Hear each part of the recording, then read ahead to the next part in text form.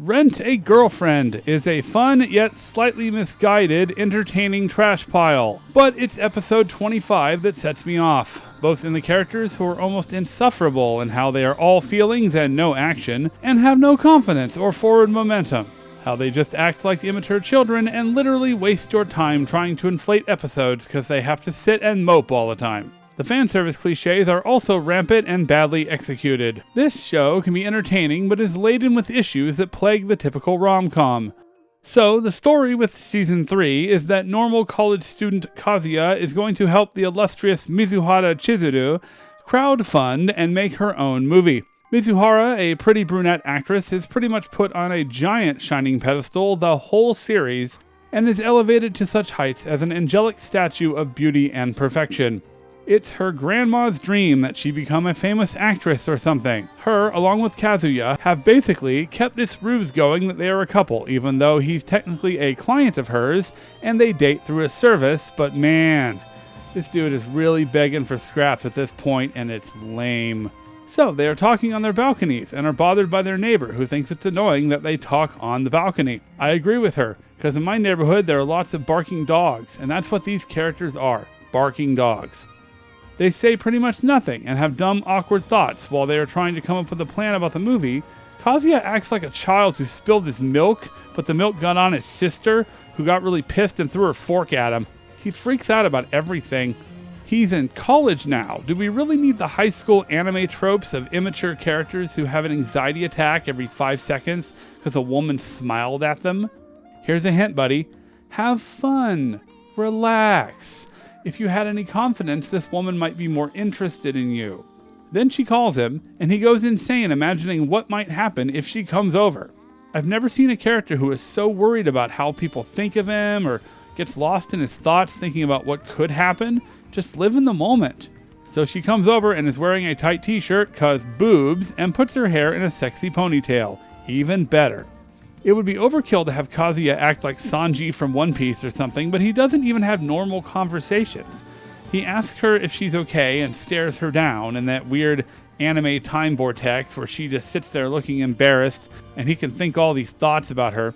But then something cool happens. This sniveling, anxious idiot shows some confidence.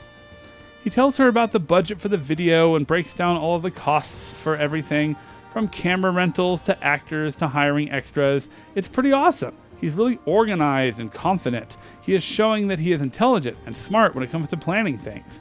Please, more of this type of character. Then Mizuhara just listens to him. She is also a bit annoying. She doesn't give a lot of feedback until after he's exhausted all of his. She is so stuck in her own mind for so much of this show. I get it. She's hot and thinky or something. But this lack of confidence thing extends to her too. It sucks having a character who just exists. She is an actress and loves her grandma, but she has no urgency and relies on this guy and waits until he says something. It's made worse because this show has text on the screen that literally tells you what the characters are thinking. Don't do this.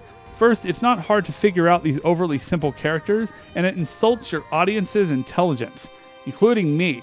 And secondly, it's taking away from allowing the characters to actually say these things themselves, dialogue and conversation, character building.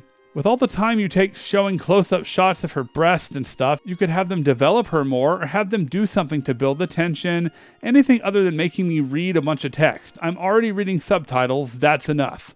Eventually his stomach growls and she's like, all right, might as well make you some food because, you're working hard helping me and I'm not really doing anything.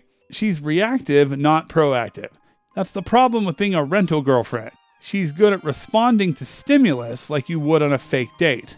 Then of course the food is good because the hot babe made it.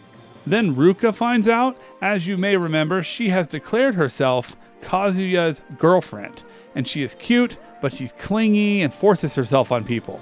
Kind of unlikable. She had a nice moment in Season 2 where she was alone with Protag-kun in the house and almost had a moment of character building, but now she's a crying mess and accusing him of cheating.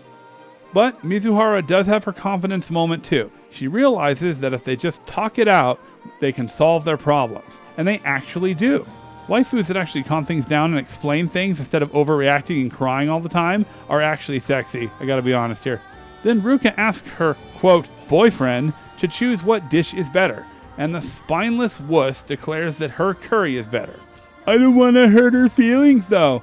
I just can't root for a guy who isn't true to himself and tries to please everybody or lies just to get in good with the girl that he can't please anyway.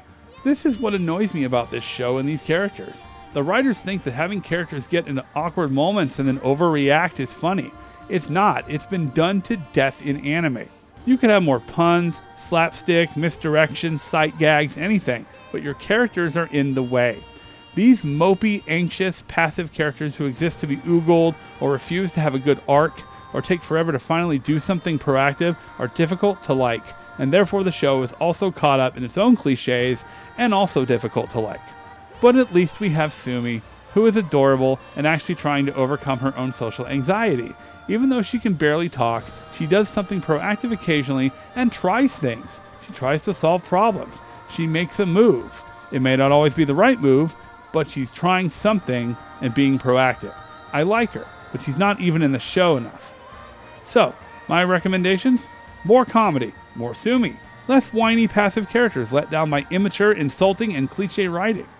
And you might have a decent rom-com one day. This is Dan T from Twisted Banana Productions, telling you to like and subscribe while looking at the view count and crying into my yellow pillow.